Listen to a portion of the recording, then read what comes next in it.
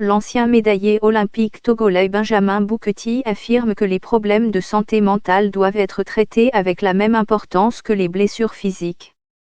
L'homme de 39 ans a remporté la première, et jusqu'à présent la seule, médaille olympique du Togo lorsqu'il a obtenu le bronze dans le slalom de canoë-kayak masculin aux Jeux de Pékin en 2008. Né en France, Bouquetil est aujourd'hui représentant des athlètes auprès de l'Association des comités nationaux olympiques d'Afrique, ANOCA, et affirme que la santé mentale est l'un des principaux domaines sur lesquels il travaille. Il s'exprimait après le retrait de la gymnaste américaine Simone Biles de certaines de ses épreuves afin de donner la priorité à sa santé mentale. Aujourd'hui, nous sommes plus à même de comprendre comment nous sommes physiquement, mais mentalement il y a encore beaucoup de travail à faire, explique-t-il. Pour moi, cette nouvelle, de Simone Biles devant se retirer en raison de sa santé mentale, est tragique mais tout comme vous traiteriez une blessure au coude ou à la main, c'est une blessure qui doit être traitée également, ajoute-t-il. Bouquetil affirme que le Comité international olympique, a ouvert la voie sur le sujet de la santé mentale, tandis que lui et ANOCA tentent de sensibiliser les gens à cette question. Nous, ANOCA, sommes mis au courant des principales informations et études scientifiques sur la situation, puis nous sommes en mesure de partager des histoires réelles et de fournir des exemples de ce qu'un athlète traverse et de ce qui s'est passé, explique-t-il. Nous avons besoin de plus de sensibilisation et d'aide pour les athlètes, les entraîneurs et le personnel pour s'assurer que leur comportement est correct afin de s'assurer que la santé mentale est bonne, poursuit-il. Il y a aussi la question du dopage et des agressions sexuelles, donc il y a beaucoup de choses à gérer. Il précise que sa propre santé mentale est une chose dont il a pris grand soin au cours de sa carrière.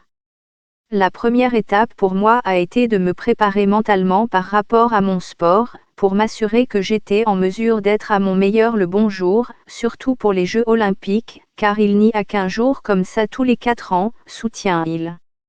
Mais c'est une autre chose de se préparer à la vie, en dehors du sport, tous les médias, la pression des sponsors, ou des gens du pays que vous représentez, avoue-t-il. J'ai eu beaucoup de chance parce que mon entourage, mon entraîneur, était très intelligent à ce sujet, donc c'était au cas à gérer, témoigne-t-il. Mais si je me souviens bien, rien qu'en pensant au retour au Togo après avoir remporté la médaille olympique, j'ai pris beaucoup de temps pour préparer la façon dont je parlerais aux médias, comment je me comporterais, car je savais que chaque geste pouvait avoir une influence et faire la différence, révèle-t-il. Il pense également que la pandémie mondiale de coronavirus a créé davantage de problèmes de santé mentale au cours des 18 derniers mois. La pandémie et toutes les restrictions ont eu un impact énorme sur les préparations et sur nos vies, poursuit-il. Les sportifs restent des humains et ne sont pas différents des autres personnes. C'est très stressant de préparer des Jeux olympiques, et ça l'est encore plus dans ces conditions, dit-il. Vous ne savez pas si vous pouvez voyager, vous ne savez pas si vous ou votre famille allez contracter le Covid, souligne l'athlète. Il espère que les choses s'amélioreront si davantage d'athlètes et de personnes en général parlent des problèmes de santé mentale.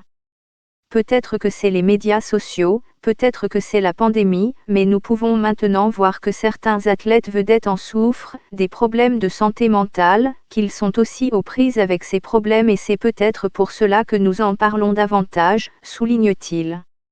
Mais en fait, ce n'est pas quelque chose de nouveau, c'est juste quelque chose dont nous sommes plus à même de parler aujourd'hui, parce que nous sommes aussi plus à même de voir et de reconnaître la situation. Selon M. Bouquetil, les athlètes doivent être plus conscients des pièges qui accompagnent l'utilisation des médias sociaux.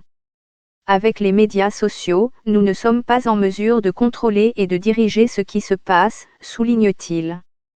Avec les médias, vous avez un peu de contrôle, de même qu'avec vos sponsors, mais avec les médias sociaux, les choses peuvent changer en quelques heures et une histoire peut prendre de l'ampleur, qu'elle soit vraie ou non, et la plupart du temps, l'information est fausse, explique-t-il. C'est trop rapide et vous n'êtes pas en mesure de le gérer et soudain, des milliers, voire des centaines de milliers, voire des millions de personnes diffusent de fausses informations sur vous, poursuit-il.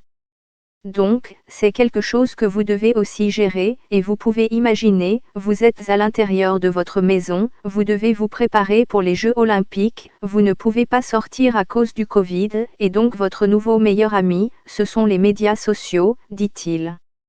D'un côté, c'est vraiment bien, mais d'un autre côté, ça peut être très dangereux, reconnaît-il.